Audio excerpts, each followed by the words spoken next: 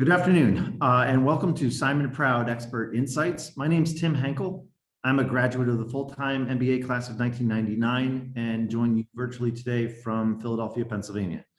As a proud member of the Simon Alumni Board, I'm pleased to be hosting this session today, and we're thrilled to offer you this talk. It's my pleasure now to introduce you to Professor David Primo, the Annie and Mark Gabrielian Professor and Professor of Political Science and Business Administration at the University of Rochester. I had the pleasure of spending the fall of 2020 in the heart of the pandemic, taking Professor Primo's Strategy 442 class, Strategy Beyond Markets, and particularly enjoyed the module on activism and corporate strategy. So today's topic is really on point, and on point to a lot of things I think we as business leaders are dealing with these days. As an order of business, please utilize the Q&A box.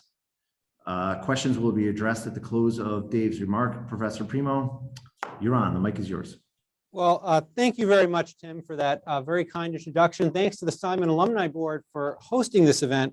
And thanks to all of you for giving up your lunch hour, or since you're coming to us here from all around the world, for whatever time it is where you are, taking some time out of your day to hear about a topic that I think is really important, a topic I talk about in my classes. And by the way, it's great to see some of my former students, including Tim, in the audience today. This is a topic I think is really important. I teach it in my classes, and I'd like to share a little bit about my thoughts on it today. But this is a webinar, and I don't have that face-to-face interaction that I so value in my courses. So I'm going to do my best to get you all involved during the seminar, and I encourage you to use the Q&A feature at the bottom of your Zoom screen. I'd like to engage with some of the questions you have about this subject later on in the program today. Companies take political stands or stand aside is one that I think has grown in increasing importance in the last decade. And I really mark the start of this as the Supreme Court's decision in Citizens United versus FEC in 2010. So this is a major Supreme Court decision, a controversial Supreme Court decision, increased the scope of activities that corporations could engage in the political process. Many people criticized this decision, saying that it would lead to corporations having too much power in the political process. Now let's fast forward to 2021. And here are just some snapshots of articles that have appeared in the past year, corporations that have been pressured to take positions on political issues, to get more involved, not less involved in the political process. So companies pressured after the January 6th attack on the Capitol building, Delta and Coca-Cola and other companies being asked to take stands on Georgia's voting rights bill later on in 2021, and most recently, controversy over corporate positions on an abortion in Texas. These are just three examples that are part of a larger phenomenon where now we're seeing a push from many of the same interests and individuals who said that powerful in the political process, asking corporations to use that purported power to now engage on these sorts of social issues. And this tension, I think, is a tension that many executives are feeling right now as well. When do you get involved? When do you stay out of the political fray? That's really the grounding and the framework for this talk. I will say that one way in which corporations have, I don't want to say brought this on themselves, but one way in which corporations have opened the door to calls for greater involvement from them on social issues by taking stances like they did in a couple years back when the Business Roundtable signed a pledge. This is a major group of corporations saying, yes, we will not just be focused on the bottom line. We'll be thinking about all of the stakeholders of a firm. And now we're sort of seeing, again, this trend continue where activists and others are saying to companies, well, okay, you said you're going to do this now do it. So I want to start with a poll for all of you. So I want to put you to work here. So in a moment, you'll see a poll on your screen, Zoom webinar, God's willing, that says the following. Should companies speak out on social issues in American life? So three options. Yes, yes, but only if directly related to the core business of the company or organization, or no. So very simple question. What are your thoughts on this question? I'll give you a moment to complete this poll, and once we have enough results, maybe in about a minute, I will close the poll. So just think about this question.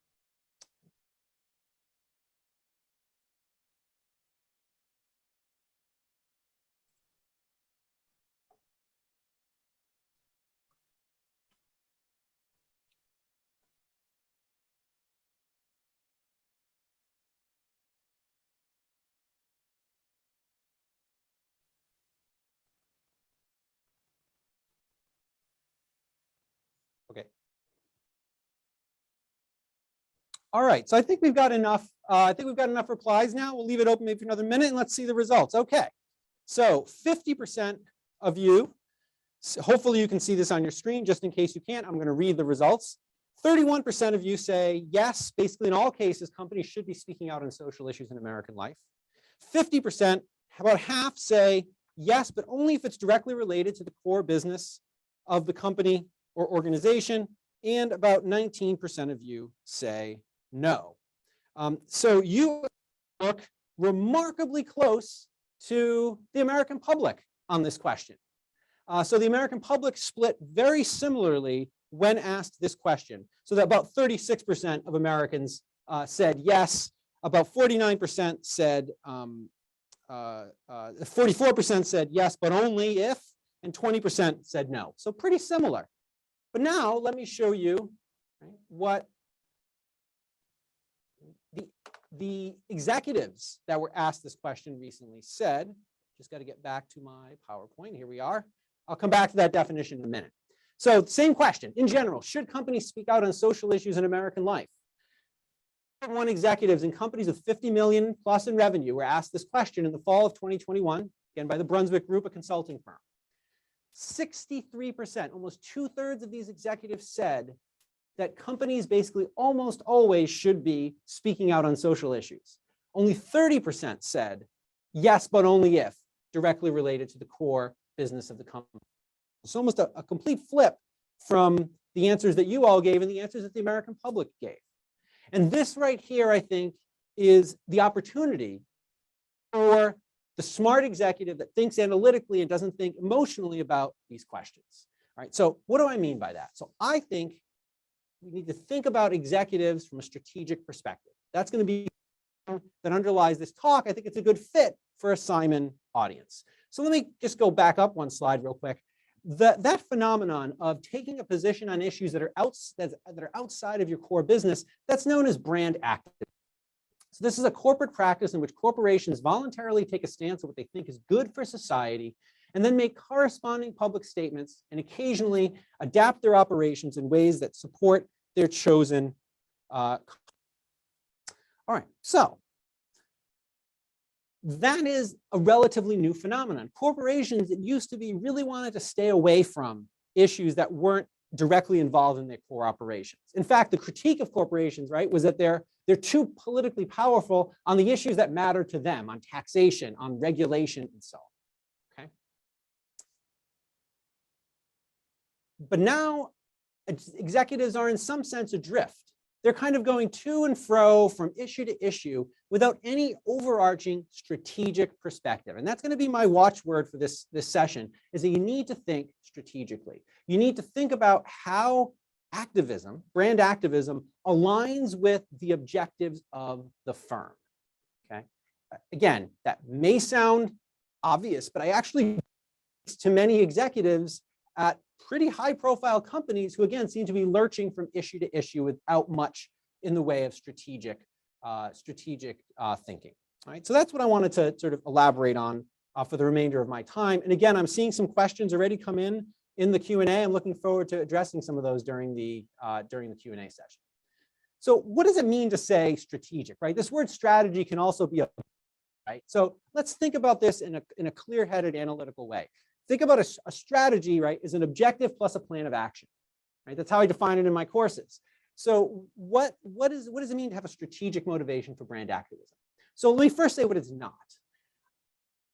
And I'm happy to discuss this in Q&A, so please raise a question. If you think I'm wrong, it'd be great if you started a question with, I think Primo is wrong and here's why. Because I think that's going to get some dialogue going even though we're not in the same room. That's sort of, what does not strategic mean? Well, non-strategic is to use and say, well, I'm going to think about this just strictly from an ethics or morals perspective.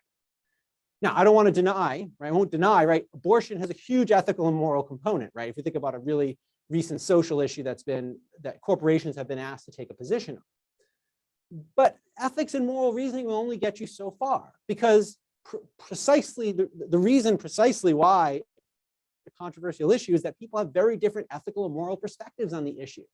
And so once you go down the road of saying, well, I'm going to use my ethics, my morals, well, then you bump up against, well, what happens if, right, your consumer base, your employee base disagrees? And so ethics and morals can only get you so far. They can be a guide, but you need to build ethics and moral into an overarching strategic perspective. So a reactive approach, strategic motivation, a reactive approach to brand activism is when you take a stance in response to pressure.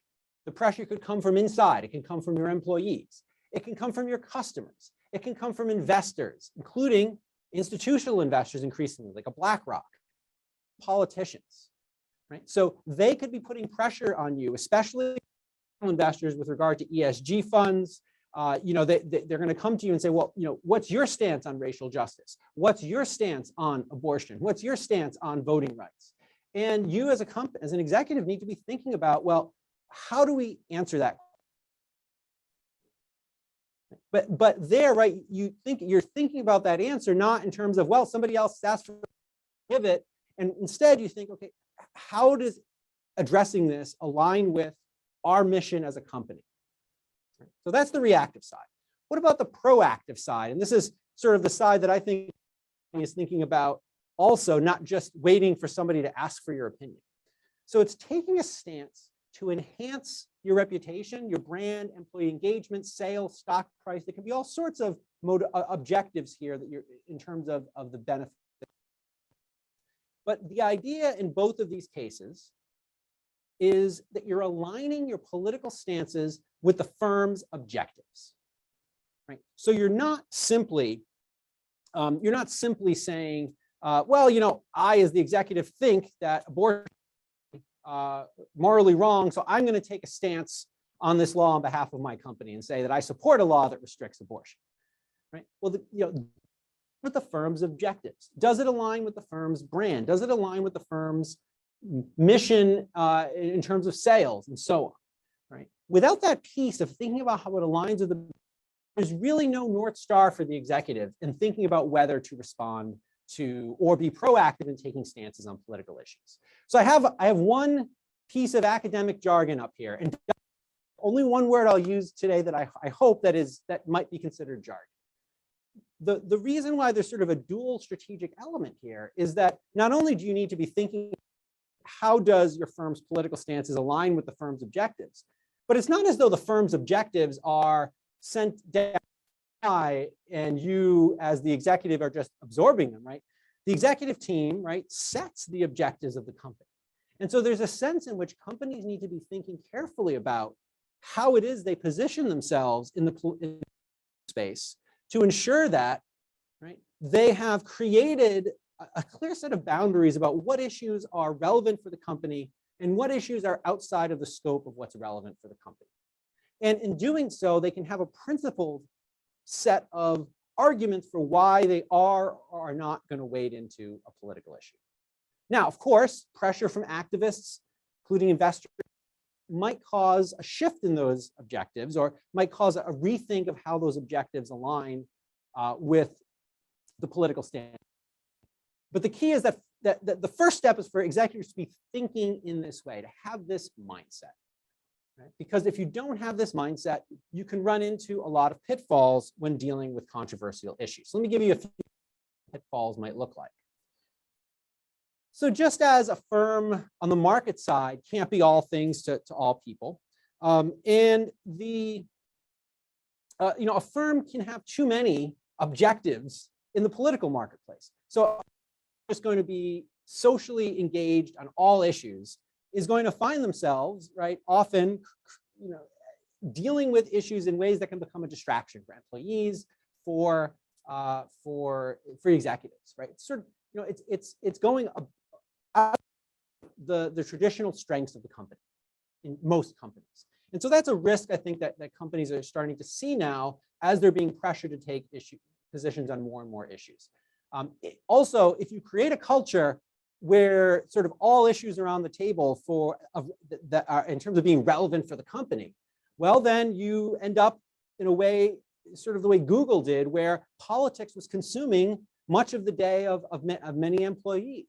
And that's not conducive to a productive workplace, especially because, and this ties in with some of the other research and other topics I'm interested in, as a society, we have never taught, and we still do not teach people how to disagree productively. So you create essentially a cauldron inside a company where you say, sure, politics are on the table. It's great for you all to have political work, but there's no training about how to do that productively. Not surprisingly, you then get blowups. And so this becomes a distraction for the company. It activates opponents on the issue as well. So you take position X on an issue. Well, there are going to be a subset of customers, investors, employees who aren't going to agree with you on it.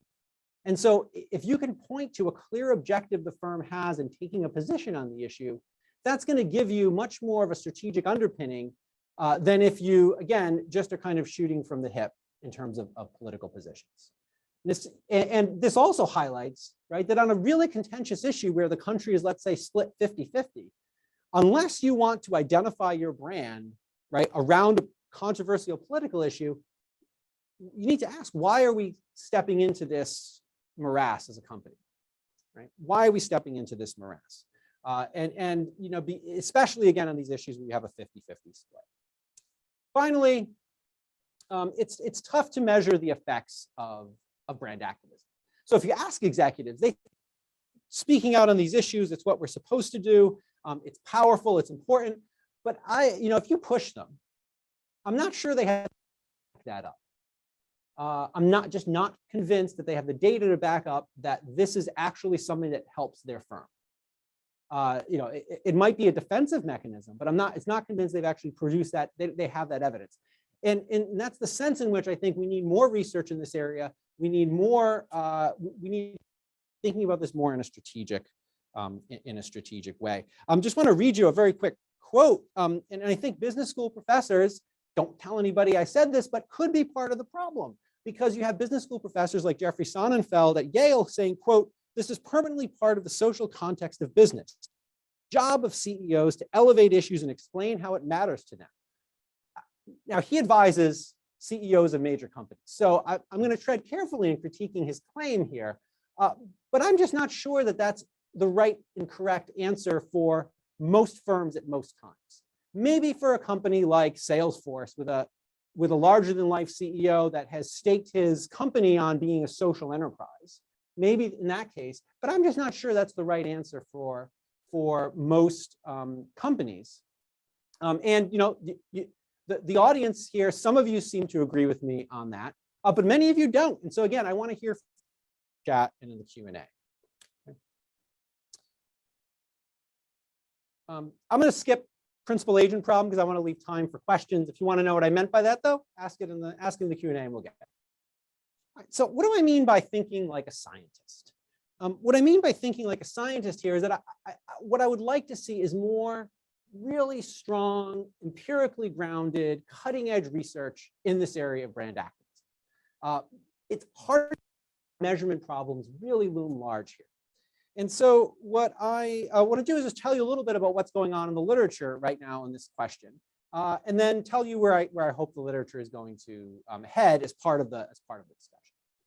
So the sort of what consulting firms, including Edelman and others, do is they put out these surveys of consumers, like the one I read we discussed earlier, and they show and they say that consumers, employees, they really want their company to have certain values and take stands politically.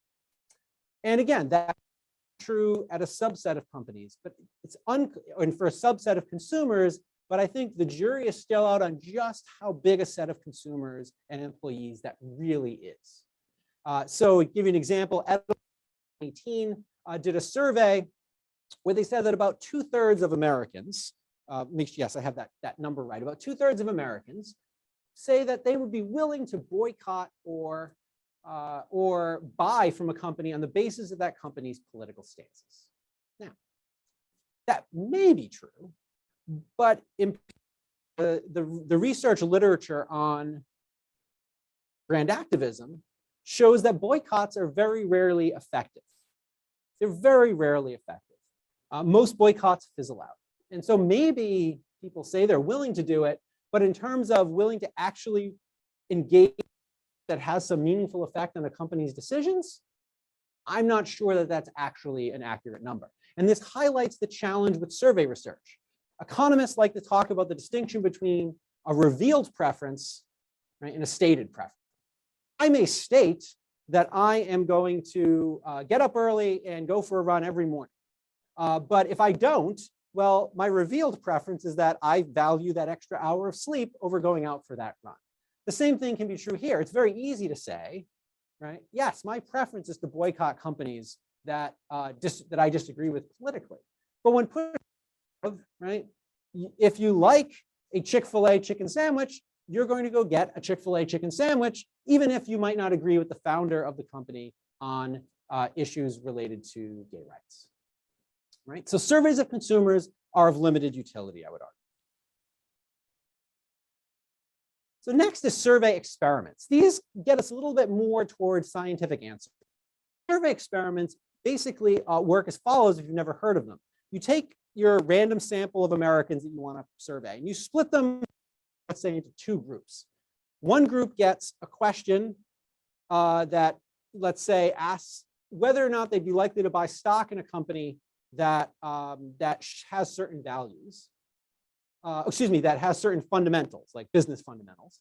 And then maybe you ask the other half the same question, but you insert something slightly additional information. So it could be information on the ideology of the executives and so on. Well, if you do that, you've then stated the effect of politics on people's behavior when they're asked to make a decision. Now, of course, it's, again, artificial environment because they're not actually buying the stock. Ideally, you'd like to do this with who are literally about to buy stocks, but obviously for ethical and other reasons, that would be difficult to do. But the idea, though, is you're better isolate the effect of politics without telling people that this is a question of politics in the way that that earlier survey question I told you about did. So third example would be fund manager behavior. So fund manager behavior, so there's a recent research paper that basically takes fund managers, looks at their ideology on the basis of political contributions, and observes that fund managers are more likely to invest as they're managing a fund where the executives share their ideology, and that this does not improve returns. So that this isn't a story of, well, I have really strong environmental values, and I'm running an ESG fund, so I'm really going to look out for those executives who really truly seem to care about the environment, because that way I can identify the companies that are most appropriate for my fund and that are going to do well because they're going to be truly committed to the environment. You could imagine a story where that would be productive.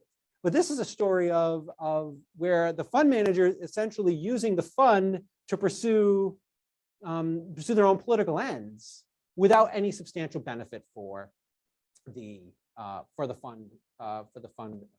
shareholders in that fund. So I think that's a really interesting study. Finally, and this is a study I'll talk a little bit about with the remaining time before we open it up to questions. Again, I see the question. It's great. Tim is monitoring them, and we'll decide how best to organize them. So event studies focused on stock prices is the last topic I wanted to talk about. So an event study essentially looks at stock price before and after an event and asks, what's the return on the stock, right, over that time period, above and beyond what we would expect compared with how the market other companies did during the same time. And so the idea here is, let's look at investor reaction when political stances engage in brand activism. Right? Approach is it's looking at market reaction. So it's looking at investors and what they think brand activism is doing for a company's long-run value. It's not perfect. It's a very short-run analysis, but at least it's getting us more toward a measure of what the effects are. So let me. So this is a paper that interestingly appeared in the Journal of Marketing, which is the top journal in the field of marketing. But it's interesting, right, that there are marketing professors working on this question, right? So brand activism, right? Brand is the first word, right? There's an element of marketing involved here potentially. So brand is a positive stock market reaction if the action of the company aligns with the ideology of values of customers, employees, or the state government of the headquarters of that company. Now, these won't all be in agreement. And so in cases where there's disagreement between, let's say, the employees and the customers of the company, you always look to customers first.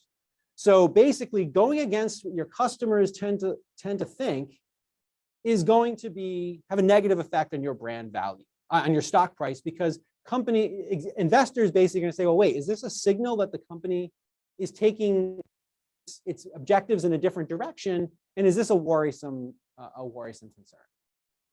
One surprising effect, potentially, given what I've said earlier about thinking about how objectives align with your brand, is there was no effect if sort of what the ideology of the brand, basically what the brand is known for, and the social stance it takes. If there's a deviation, it doesn't really have much of an effect on investors' behavior.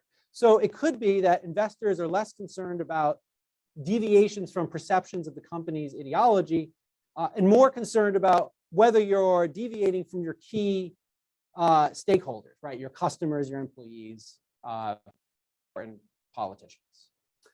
So this is just a first step, right? This paper is not perfect, as no papers are, right? Science is about building incrementally on the work of others and sometimes blazing new trails.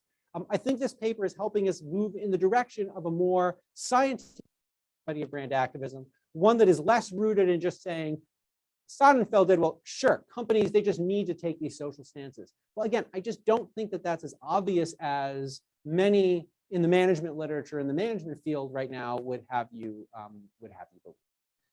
So some questions to leave you with before I engage with questions from you. One, so I've tried not to be normative here. So I've tried to focus on an analytical approach to brand activism, focused on sort of from the perspective of the executive, what's this situation?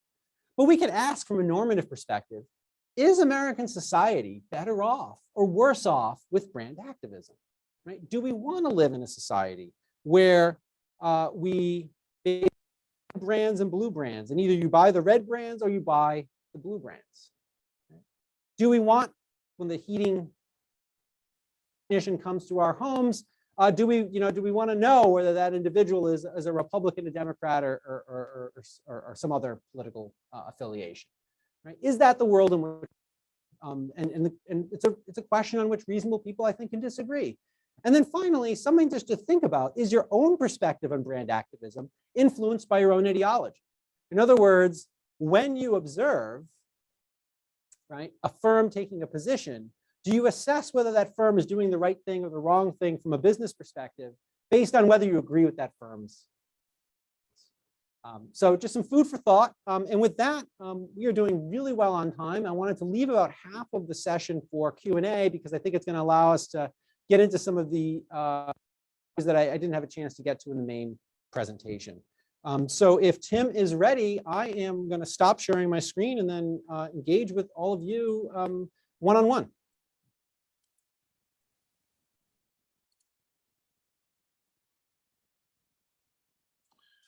Okay, I'm back. All right. And well, I have a new appreciation for the task of an interviewer. So there's some great questions in here, and I'll do my best to try and lump them into some categories. But one that I see maybe jumping off the page is, how do you measure success? How will you know if you're successful with a brand activist strategy, if you choose the brand activism route? You kind of touched on that a little bit. But then another question almost side by side in the Q&A, suggesting potentially that public sentiment might change over time, that some of the decisions, the example given is in the oil and gas industry, you know, if some of those companies were to be taking brand activist positions, they may be somewhat foresightful, right, in the world of climate change. So how do you measure success and how do you anticipate success over time, I think is a is a category that's very useful to consider in here. Those are both great, and as you say, related questions. In terms of, how you think about public opinion shifting over time, this is where I go back to the importance of a company being, having a set of principles or a set of objectives where they can always measure what they're doing by, right, the measure or evaluate what they're doing, I should say, not measure, based on how well it aligns with, right, the goals of the company. And that's and the key, right, is adaptability. This is going to shift over time. And part of what smart companies do, right, and this is just generally in the non-market environment, as we call it in my course, Strategy Beyond Markets, what they do in the political environment, to use less jargony language, is they're out there anticipating, let's say, a new regulation. So you don't, until regulations on the table, they're late to the game. And the same thing is true about social issues. So to the extent that you as a company have decided you're going to engage on some, but not all, social issues, that should be the landscape that the company considers as it's making decisions, and whether or not it needs to evolve on issues. Because just as, the easy answer for an executive is to say, well, just as the American people have shifted, our understanding has shifted on this issue. In terms of measurement is challenging. Stock price, right? These event studies are nice because they isolate as closely as possible, the independent effect of a political action on stock price. The problem is they don't capture, right, whether these effects, right, are long-lived or are just blips, because of course markets can be volatile, right? The other piece of this is that companies, though, they can measure, for instance, whether or not political stances have an effect on employee retention, on consumer perceptions of the brand, by potentially doing their own survey experiments. And again, maybe they're doing this more than they're revealing, but I'm not as convinced that they are. But I think that the January 6th attacks on the Capitol, the voting rights controversy in Georgia, have highlighted to executives that they can't any longer without some systematic approach. And so, in fact, if you look to the Texas abortion law, you saw the high-profile actions by Uber, and Salesforce and others saying, we'll help our employees in that state who need an abortion get access to an abortion. But they were in some senses more the exception rather than the rule out of the law, because many companies realized that this was a controversial issue and there might not have been an upside for them to weigh in. So companies may be adapting a little bit more. Is actually trying to understand, right, what are the pros and cons in terms of how are your different constituencies going to be affected, and on balance, is this going to be a net positive or negative from that perspective? So I think we need more work to how to measure this. But I think stock price is a good place to start, and then branding and reputation numbers, isolating the effects of political actions. That's the key, right? Is just asking people, what do you think about a company, isn't quite going to get you the answers you want. You need to understand, right, isolate the effects of that social piece, of that brand activism piece on attitudes. Great question.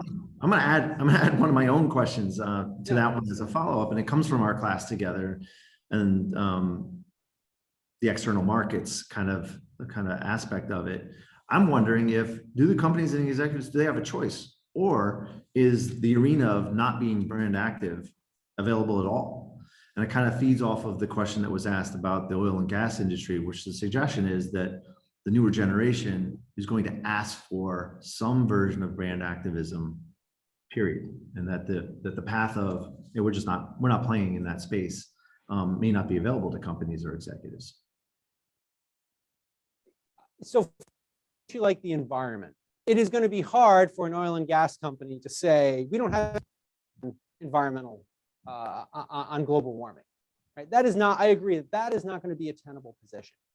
And so I think this is where it's important to carve out, right, the set of issues, political issues on which the company I'm not sure if this is the right phrase, but I sort of like it, the company has standing. In other words, where the company's position is relevant to the debate. So the position of Shell, or the position of ExxonMobil on the environment seems pretty relevant, right, to the debate we're having about global warming. The position of Exxon and Shell on abortion just seems less relevant to me. And so, again, reasonable people can disagree about where to draw. But I think the key is that companies need to draw those lines somewhere. And there are a couple of additional points on this. One is actually get into, I don't say into trouble, that's not quite the right phrase, but they can create higher expectations for themselves by taking stands that aren't then backed up with some actions. So saying we care about the environment and then not taking steps that are viewed as environmentally opens yourself up to criticism. In fact, there's a whole institute that has been created at the Business School at the University of Michigan focused on companies to make their political positions, so the positions they take when they lobby, consistent with the positions they take in their CSR reports or in their ESG reports. Highlights how companies need to be thinking about this in an integrated way rather than thinking about the speeches they make on CSR being distinct from what they do when they go to lobby in Washington. Got it.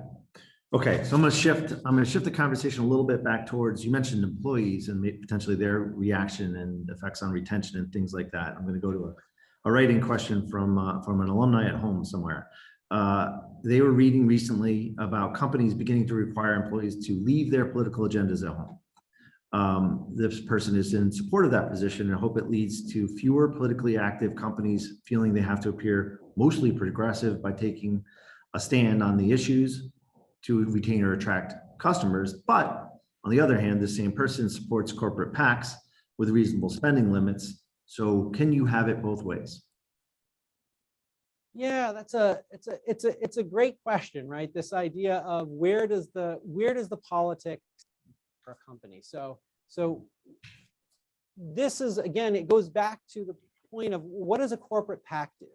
A corporate PAC elected officials that have views that are, in general, consistent with the company's priorities. And so there, right, the contribution of an employee to a corporate PAC is a way to say, we want to help the corporation navigate, right, its non-market or its political environment in Washington, let's say. Whereas the discussion of politics at work may not be moving the company in a productive way. It's that if it's a distraction from the company's focus, whereas a corporate PAC is trying to do things that are consistent with the company's focus, it may not be the healthiest thing for a company. And again, I go back to, if you're going to allow political disagreements at work, you need to actually make that something that you work on, where you create a culture where people know how to disagree productively. Just haven't been doing that. That's just not been on their radar. So the question of whether corporate PACs can coexist with an agency, I think the answer is yes, because political disagreements at work are not sort of advancing the objectives of the firm, whereas a corporate PAC is advancing the objectives of the firm.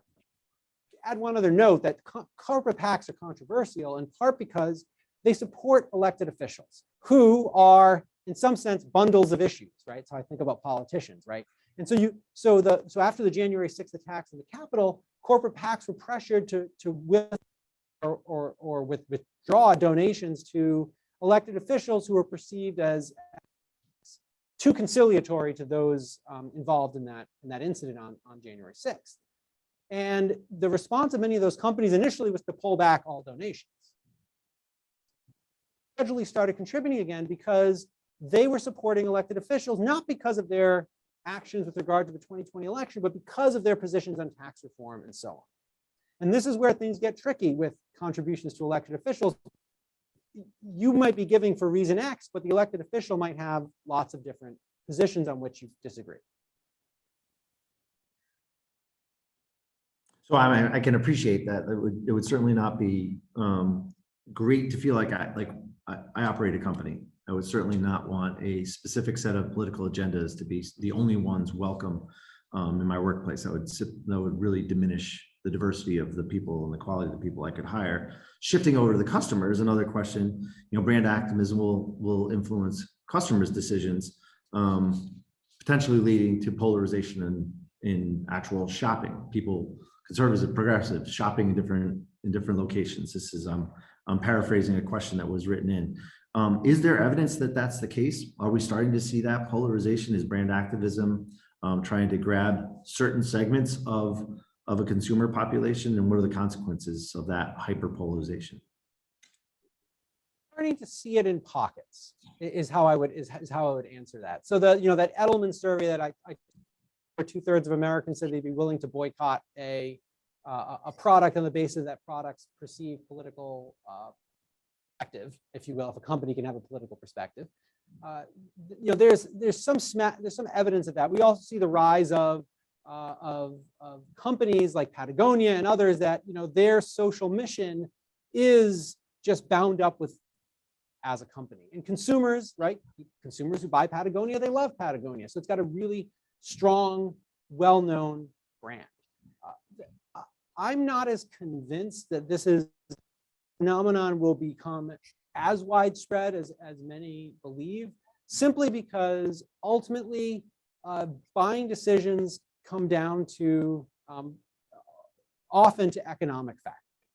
And so, to decide on a product on the basis of whether it is, again, red or blue, at some point may have economic trade-offs, which may not be feasible for many people or may not be desirable for many people.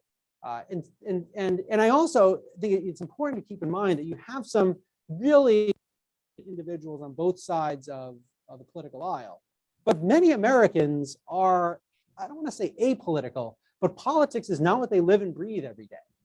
And for them, they want to buy a slice of pizza. They don't want to know whether the owner supported Donald Trump or not in the election. And I think those Americans are not being heard right now as much as the Americans who want their companies to be, again, red or blue. And so I think we're going to end up with an equilibrium where some companies that brand themselves as hardcore Republican, some companies that brand themselves as hardcore Democratic, and then other companies are going to say, well, wait, why are we, in the service of trying to get a small slice of the marketplace, why are we shutting out a big part of the marketplace through our actions? And I think that effect's going to dominate in the long run. You have me chuckling here because I'm trying to picture, and this may be an extension of thought that doesn't resonate, but I'm trying to picture a driveway that both has a Ford F-150 and a Subaru Outback in the same driveway, because I think those are two vehicles that won't be bought by the same household in a lot of ways. So let that let that fester. We have one question here that I think is challenging a little bit. The poll survey. Is there a discrepancy between what you just reported as, what the executive statistics are and what are the citizens? What does the general public say as it relates to should companies weigh in on political issues, social issues, versus what an executive or a company should say? It seemed like there was a little bit of a differential there. People are asking what maybe is the causation. So I was intrigued. I didn't know what the audience, the Simon audience, where they were going to come down. But again, I was closer to what Americans think. And so Americans basically were, and I'm going to look at my notes here so I get my facts correct. So the Americans looked very similar overall to the Simon audience, where 36% of Americans said yes, brand activism all the time. 44% said yes, but only if it's related to the core business. So that a more traditional view of when companies should take political stances.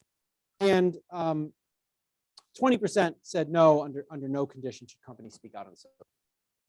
But as with most questions these days on surveys, the true answer, not the true answer, but a different answer lies when you break it out by Republicans and Democrats. And I saw this in my book on campaign finance. You can get a top line number about what you think, but then when you compare, right, Republicans, Democrats, you get very different answers. So if you voted for Joe Biden in 2020, 50% of those Americans thought that corporations should engage in brand activism. only 20% thought so. And so part of this, I think, goes back to our preferences on like this on something like brand activism relates to whether or not you think the company is going to take the position you like. And I can give you an example from my own research. If you ask Americans, do you think Ben and Jerry's should be able to speak out on political issues? You ask another set of Americans, do you think that ExxonMobil should be able to speak out on political issues? Well, it won't surprise you to learn that environmentalists think that Ben and Jerry's should be able to speak out on political issues, but really don't think ExxonMobil should be allowed to speak out on political issues. Right? And conservatives typically, aren't quite as extreme in this regard, but they also flip a little bit, at least, in this regard. So there you have an example, right, where your attitudes towards something like brand activism could be bound up with whether you think the brand's going to take your side. I think that's fine from a survey perspective, but it also should give executives pause when thinking about, well, this is what customers want. Well, you better find out what you think politically before you start saying, well, this is what customers want. Maybe not. Maybe they don't want to speak out on political issues. So I'm going to make an attempt at combining a couple of questions here again. So there's a question that relates to brand activism for a company and then the political activism of the leader of a company. So the example given, Jeff Bezos, his politics versus, hey, what if Amazon begins to act like a political entity and restrict their products? We can imagine restrictions on books, for instance. So that's one question. And then another question is lingering out there about what should startups do? So startups are almost by definition defined by their leadership and their entrepreneurial startup leadership. How should they go about that? I don't know if those two can be related, but I wanted to lump those together. Yeah. So the question of sort of the CEO actually goes back to that line in my presentation where I said I'll come back to it if you're interested. The principal agent problem, where it uses the executive uses the firm to pursue their own political ends. And this is a concern among many who think who are concerned about spending money on politics, that executives are using their own are pursuing their own political end. And in some senses, if you subscribe to the view, right, that managers should be answering to the shareholders, then managers should be taking public political stances when they do with the best interest of the firm. In some sense, part of becoming a CEO is that you subsume your own political preferences to those, pursue politics in a way that's helpful for the firm, at least publicly. Where it gets tricky, of course, is when you have a founder that essentially controls the company, or has enormous influence over the company, like a Zuckerberg or a Bezos. And there, right, though, still, you should think that executives should try to wall off their personal political perspectives from they take on behalf of the firm, because otherwise they're potentially doing their firm a disservice. And absolutely, there are all sorts of difficult issues that companies have to deal with, like Amazon. Do we pull a book from our shelves, and under what conditions? But at least you can make the argument, well, that is core to what Amazon does. They sell books, so they have to deal with those free speech issues. It's more complicated, I think, because there you typically have a really small group of people who, if they don't work well together, they're going to be, it's going to be hard for them to accomplish anything. And so if you're going to have or encourage a politically if you're going to workforce politically, you then have to make sure that those individuals can disagree disagreeably, if you will, that they can actually work well together. And as the founder, right, it probably is wise to not be, right, outwardly partisan in your endeavors if, right, your goal is to be a brand that appeals to everyone. And you've seen recently in the crypto space, the CEO of Coinbase, the founder of Coinbase, got in some trouble, but he generated a lot of attention when he basically wrote a memo saying to his employees, and it's not, it's a company that's been established for a few years now, but it's a relatively new company. He wrote a memo to his employees basically saying, please leave the politics at home. This is a distraction from what we're trying to. And some people left, But by and large, the company still goes on. And so that's one way for a founder to handle the political. A startup is to say, we welcome people with differing perspectives, but please leave the politics at home. Let's focus on what we're trying to accomplish together as a company. So I'm going to drag us wholly a little bit more into the mainstream, into CSR and ESG. Yeah. Kinds of factors. Those seemingly before a lot of this conversation were the traditional ways to talk about brand activism. But maybe you can parse the difference between some of those. They feel newer, but they're much more structural than what Jeff Bezos says and things like that. So are there certain factors then in this context of brand activism, certain ESG factors that are more important than others, and relate that to share price and investment strategies? So this takes me back beyond markets class and trying to engaging with students on this question of, well, where does CSR stop and where does brand activism begin? I sort of think of this as I'm not going to put it up now in the interest of time, but it's sort of like a 2x2 table in terms of whether or not this relates to the company's core business and whether or not the actions they take are meant to send a message. So you can have a CSR behavior that says, we are going to go carbon neutral by 2050 as a company. Right? That's a statement a company can make that's speaking about internal activities. That's definitely CSR.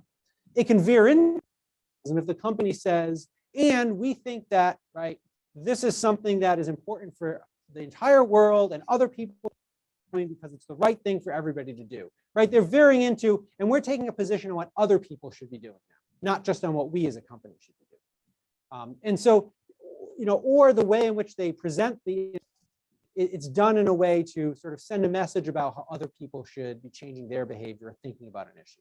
That's where I think sort of ESG issues bleed over into brand activism.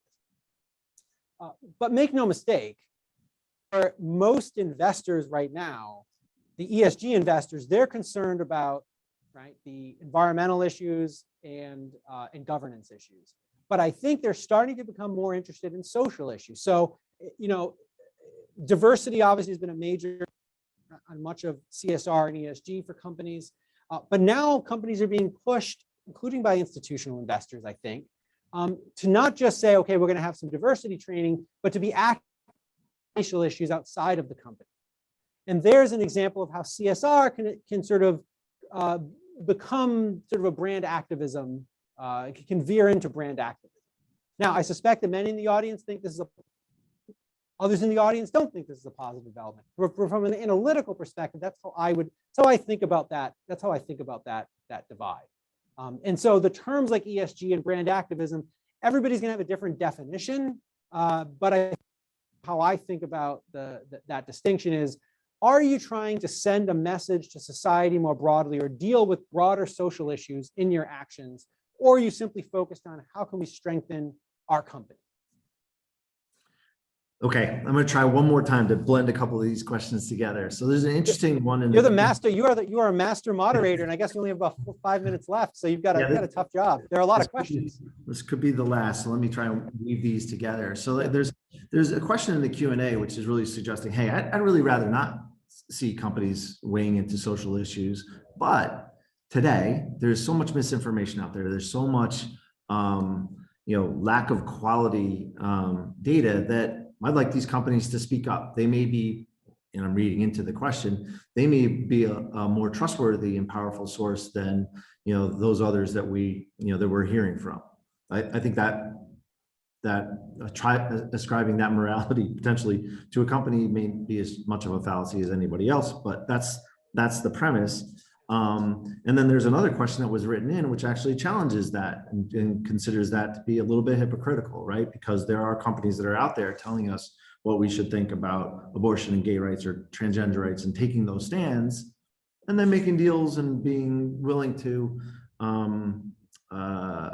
look sideways or look away from the actions of the Chinese Communist Party, for instance. And so how do we on one hand say, hey, come on, companies, step up, be a solid, trusted voice for us, and then understand that we can see some of the hypocrisy of our bigger companies pretending to be brand activists, but not necessarily walking the walk.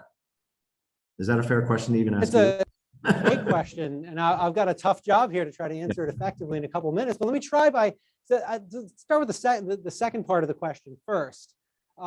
So this is where I think this is what I meant earlier when I said once you open the door to talking about all social issues, you are then going to really start opening yourself up to questions like that.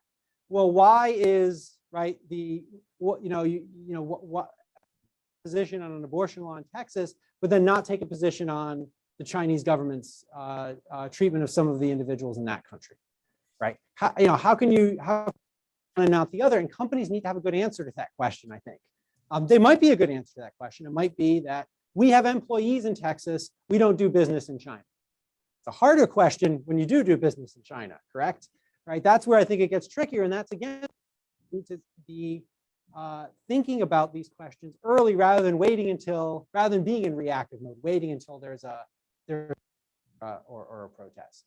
But with relation to the first question, really gets at, the government just doesn't get stuff done.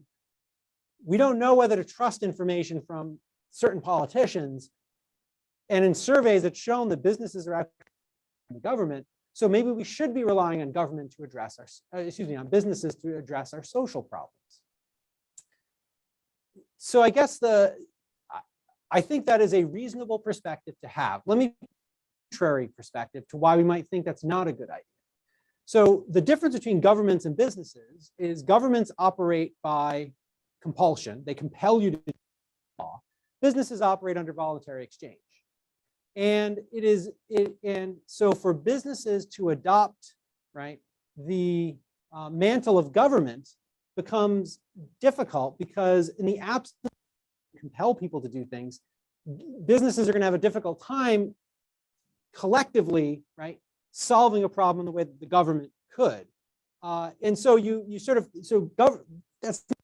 markets don't address social issues. They can, but it's done one company at a time, the core business operations in ways that transform society.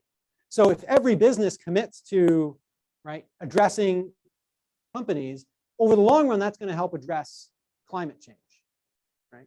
But if you think that but I'm not sure what it looks like for companies to somehow come together and form an agreement, that they're going to do something in the way that the government might, by passing a law, compel that behavior.